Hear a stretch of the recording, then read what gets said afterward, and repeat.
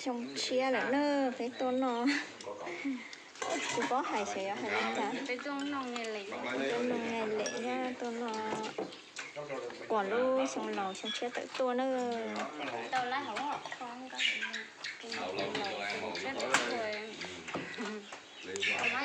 sao cái này cứng thế này bạc cô đóng của mình coi chưa? Chưa con ngày xưa vô đúng rồi.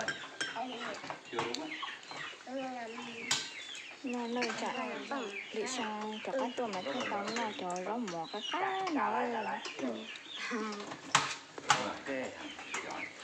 Ngày ha. thay đi chả Được chưa? Thôi lấy cả cho nó. Ăn nha lẩu con hai. ông bư có một đấy con chưa nhận thật tôi thấy chị tích chỉ con nỉa Có người mình táo hết gan đi thằng nghĩ. Cạo đi. lộn lông tay tay chỉ tay buồn cái tay nó tay buồn còn cái chỉ buồn nó chỉ là chẳng tay buồn nhưng chẳng tay buồn nó thế khác gì nó chúng em bố Cái này ăn cái lòng á. dạ dạ Về giữa chừng này thì kẹt lắm nhưng mà thôi con người thì cố gắng cái một tới này